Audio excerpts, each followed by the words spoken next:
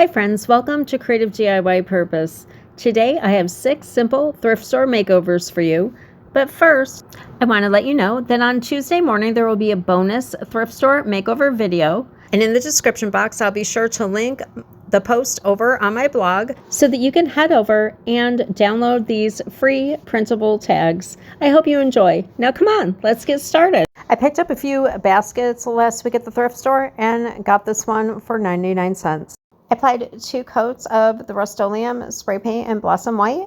I cut out one of the Dollar Tree napkins, and I've never decoupaged onto a wicker basket, and it was so easy, and it was actually a lot of fun, and I'm excited to try this again on future projects. I would love to do this on a wicker picnic basket that I have in my stash waiting for me. I decided that I wanted to add feet to this cute wicker basket, and I found 4 of these little candle cup holders that I had left over. So I'm giving them a coat of the chalk paint in white from Waverly.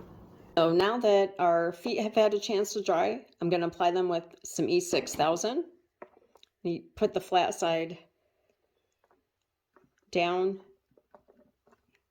put one on each corner, allow that to dry, and then show you guys how it turned out.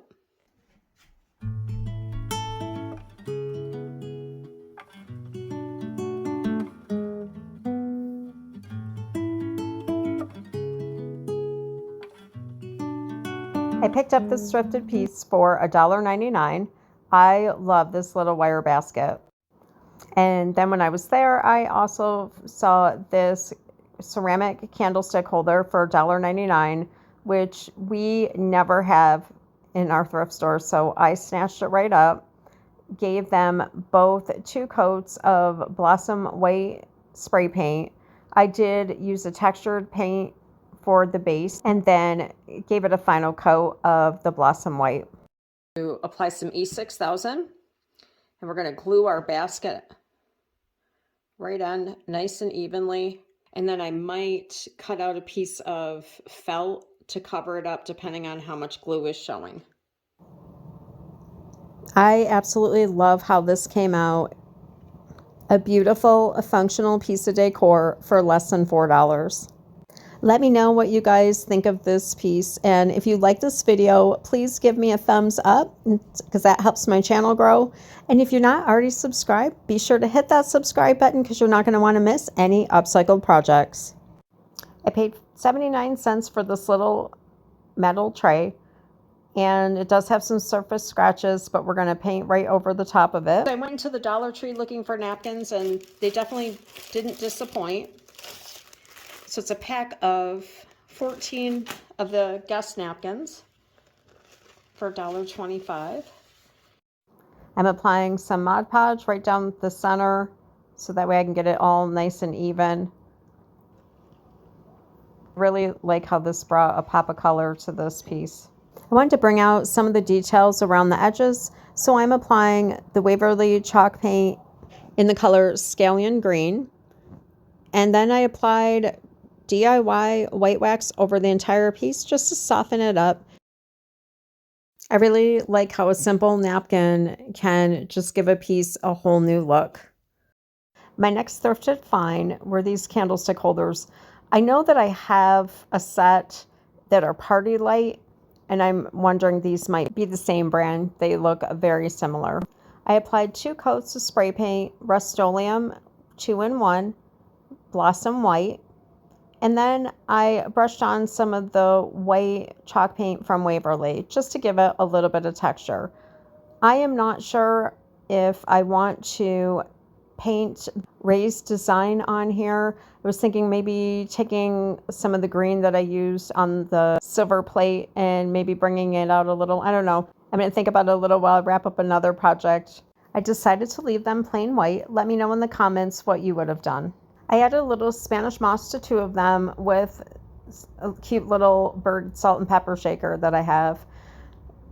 One of the options that you could do is paint them the solid color and then go back with some antiquing wax or some white wax.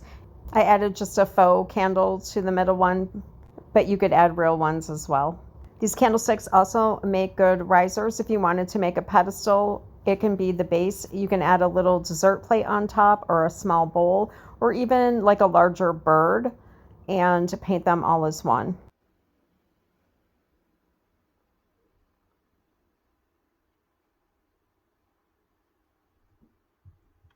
So the little bird up on the top, he was what caught my eye on the thrift store shelf.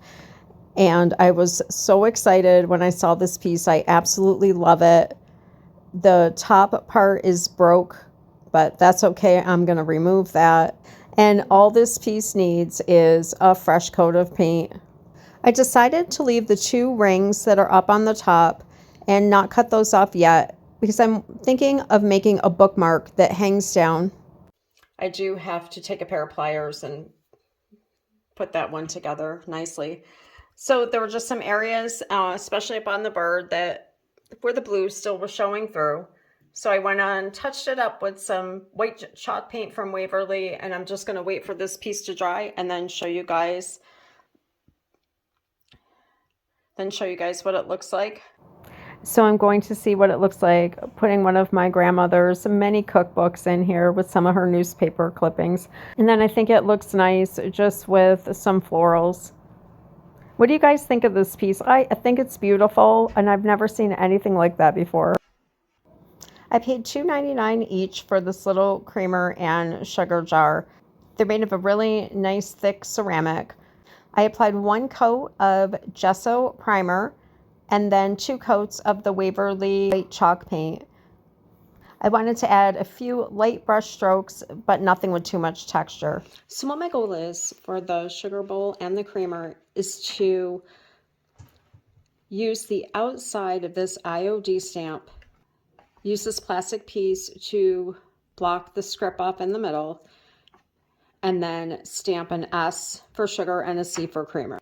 So I'm going to apply it to tissue paper instead of directly onto the creamer sugar, because I think it's going to be a little trial and error, possibly. Now, if you don't have the IOD stamps, you can go on to canva.com. They have similar typesetting font. And if you type in under elements, antique and vintage, they have scroll work like this. And all you would do, cut your tissue paper out to the size of your piece of paper. I recommend using cardstock because it's a little bit firmer. Use Scotch tape and tape your edges around, or you can use the repositioning spray from Elmer's, but just to warn you, it does have a very strong smell, something you'd want to spray outside. And then all you would do is design it in Canva and size it the size that you want and print it out. But I'm going to give this a try first. All right.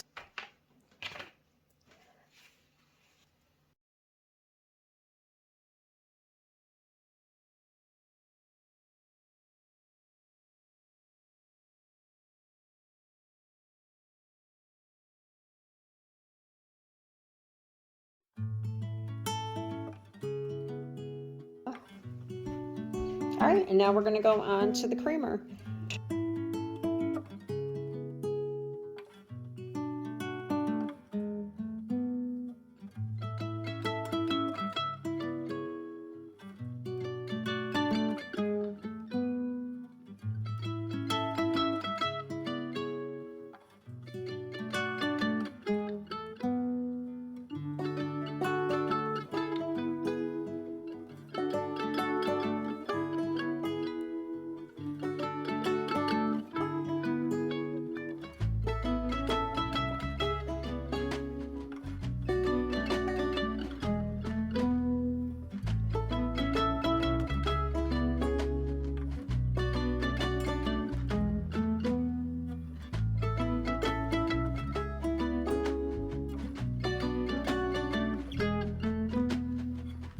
I really like how these turned out. Please comment and let me know if you enjoyed this video and which one of the projects is your favorite. Friends, I want to thank you so much for joining me today. I hope you enjoyed today's video. See you Tuesday for the bonus video and then again next Sunday. Have a great week and God bless.